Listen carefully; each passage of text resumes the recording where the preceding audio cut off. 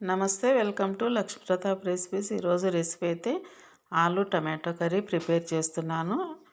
దీనికోసం అయితే ఒక నిమ్మకాయ కూడా తీసుకున్నాను, ఎందుకంటే ఆలు అయితే కొంచెం తీపిగా ఉన్నాయి, అలాగే టమాటాలు కూడా తీపిగా ఉన్నాయి. అందుకని ఒక నిమ్మకాయ తీసుకుని ఇప్పుడు బాండి పెట్టేసుకొని స్టవ్ మీద హీట్ ఎక్కిన తర్వాత ఒక టేబుల్ స్పూన్ ఆయిల్ వేసి ఇందులోకి ఒక చిటికెడు జీలకర్ర ఆవాలు వేసుకోవాలి. చిటపట్లాడగానే కట్ చేసి పెట్టుకున్న ఉల్లిపాయ ముక్కలు కూడా వేసుకొని ఇందులోకి ఒక పావు టీ స్పూన్ వరకు పసుపు వేసుకోవాలి. తర్వాత అల్లం వెల్లుల్లి పేస్ట్ ఫ్రెష్గా దంచింది ఇందులో కొంచెం వేసుకోవాలి, ఒక పావు టీ స్పూన్ వరకు వేసుకొని ఇది పచ్చివాసన పోయేంత వరకు కలుపుకోవాలి.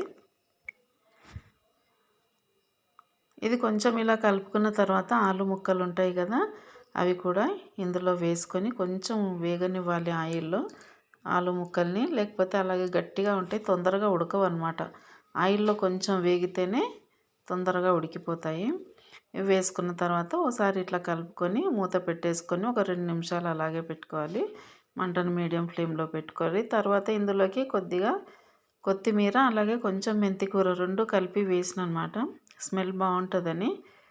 ఇవి వేసిన తర్వాత మరోసారి ఇలా కలిపేసుకొని దీనికోసం అయితే 2 పెద్ద టమాటాలు చిన్న ముక్కలుగా కట్ చేసి పెట్టుకున్నాను, అవి కూడా ఇందులో వేసుకొని బాగా కలుపుకోవాలి. టమాటాలు కొంచెం గుజ్జు అయ్యేంత వరకు కూడా కలుపుకోవాలన్నమాట. ఇంకా ఇందులోకి అయితే సరిపడా ఉప్పునైతే వేసుకుందాం. ఉప్పు వేస్తే టమాటోలు తొందరగా గుజ్జులాగా అవుతాయి కదా, సరిపడినంతగా ఉప్పు అయితే వేసుకున్నాను, ఒక 3/4 టీ స్పూన్ వరకు నేను వేసుకున్న తర్వాత మరోసారి ఇట్లా కలుపుకుందాం. కలుపుకొని ఒక మూత పెట్టేసుకొని ఒక 2-3 నిమిషాలు అలాగే ఉండనివ్వాలి.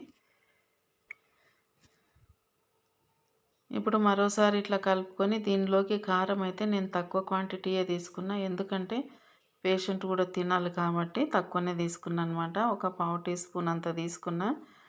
మామూలుగా అయితే ఒక టీ స్పూన్ పడుతుంది మంచిగా తినే వాళ్ళకైతే, కాకపోతే పేషెంట్ కోసమని కొంచెం కారం తగ్గించి అయితే వేసిన తర్వాత మొత్తాన్ని ఇలా కలుపుకొని ఒక 1/2 గ్లాస్ వాటర్ వేసి కలిపేసి మూత పెట్టేసి ఉడికించుకోవాలి. ఒక 4-5 నిమిషాలు ఉడికితే సరిపోతుంది.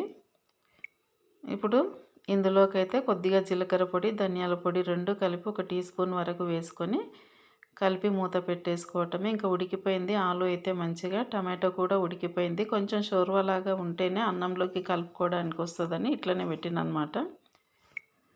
ఇంకా ఇందులోకి నేను నిమ్మకాయ అయితే ఏం పిండుకోలేదు, మామూలుగా ఇట్లనే బాగుంది, పర్వాలేదు, మరి అంత తీపి అయితే ఏం లేదు, కర్రీ తినేటట్టుగానే ఉంది. చూసారు కదా, నచ్చితే ఒక లైక్ ఇవ్వండి, సబ్స్క్రైబ్ చేసుకోండి. Thank you.